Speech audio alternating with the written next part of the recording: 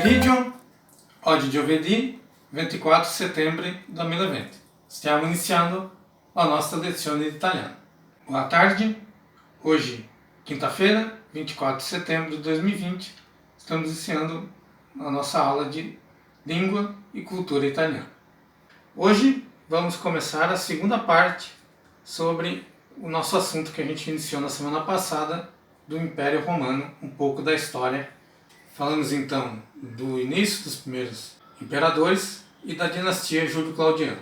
Vamos abordar então um período bastante específico e curto da história do Império, que é o chamado Ano dos Quatro Imperadores. Após então o suicídio do Nero em 68, seguiu uma pequena, breve guerra civil e logo a seguir iniciou-se um período que foi o Ano dos Quatro Imperadores, que foi o período entre junho de 68 e dezembro de 69, onde quatro imperadores diferentes comandaram Roma por períodos bastante breves e um período bastante conturbado. Bom, o primeiro a assumir nesse período foi Galba. Ele foi um participante da rebelião liderada por Vindet, que a gente já abordou na semana passada, no final da Era do Nero, e o Vindet acabou sendo derrotado. Sobreviveu e acabou posteriormente com a derrubada de Nero, assumindo o poder. Galba era um homem que vinha de família nobre e possuidora de grandes riquezas, porém ele não tinha nenhum parentesco nem nenhuma relação com os Césares anteriores.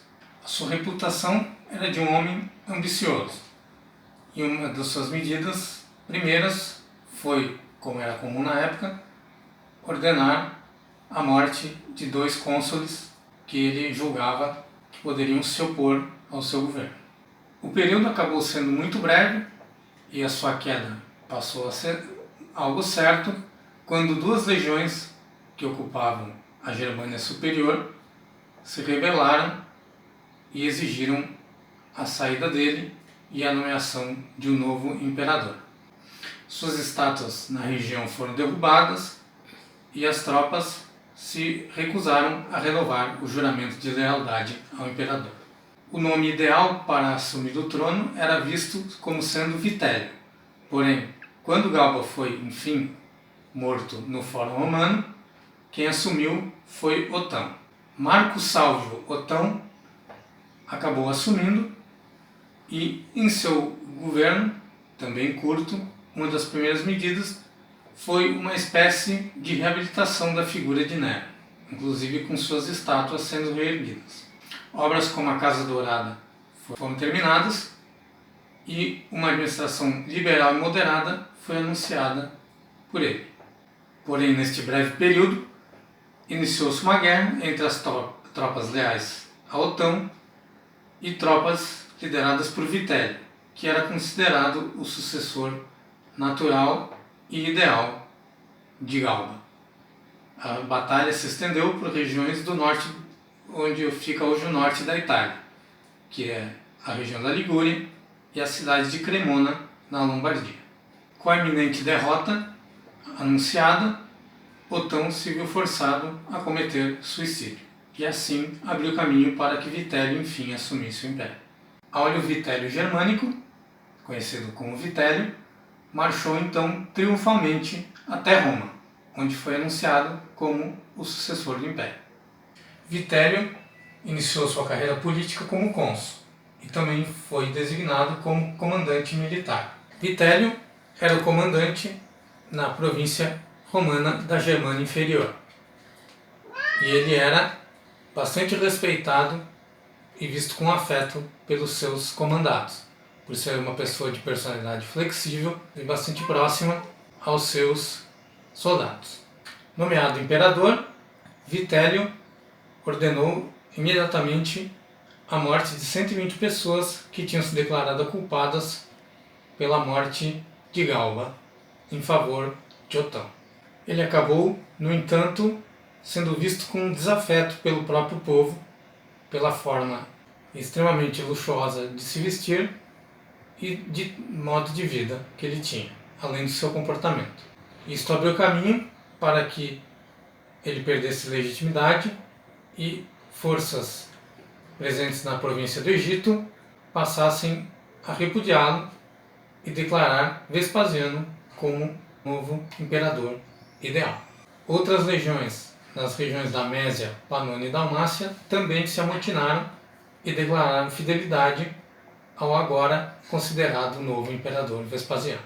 Com todo o descontentamento geral no império, Vitélio se viu forçado a abdicar. Tentou negociar um acordo de paz que foi em vão.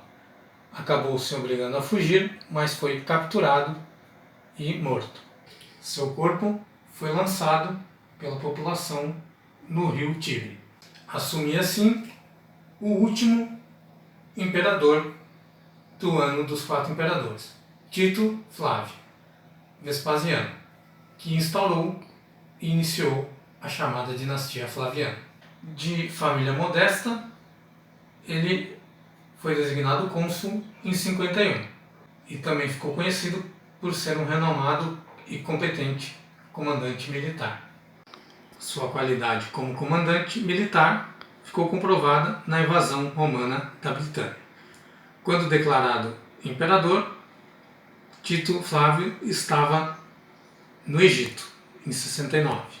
Seu governo seria marcado por um período de austeridade. Para legitimar sua posição, ele ofereceu presentes para parte da população e também para os membros do seu exército.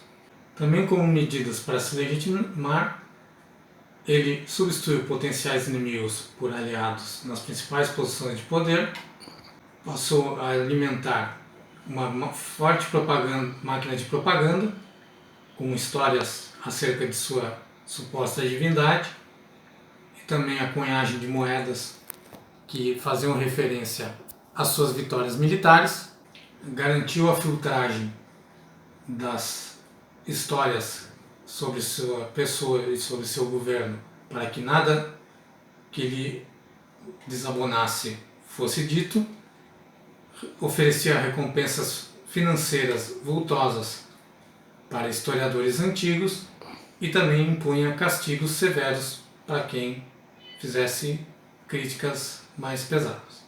Foi no governo de Tito Flávio Vespasiano que iniciou a construção do monumento mais famoso até hoje em Roma, o Coliseu. Com a ajuda do comandante militar Júlio Agrícola, continuou a sua invasão à região da Britânia e ampliou os limites do império até a região da atual Escócia.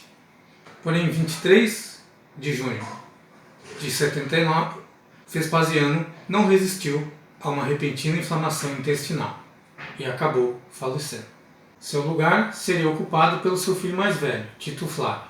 Tito Flávio, o filho, teria um reinado curto de apenas 2 anos, de 79 até 81.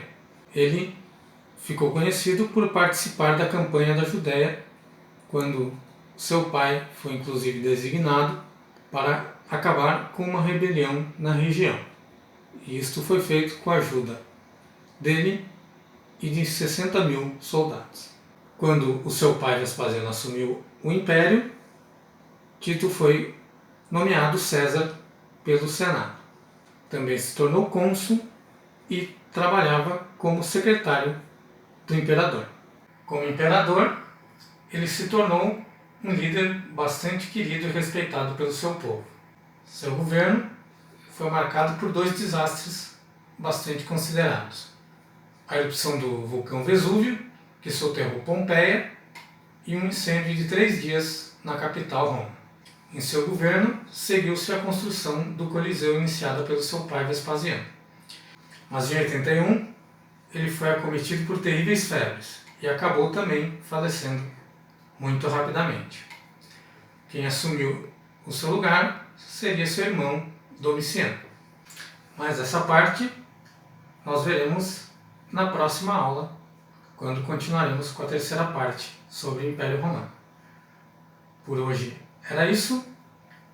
Una buona settimana a tutti, un abbraccio e arrivederci.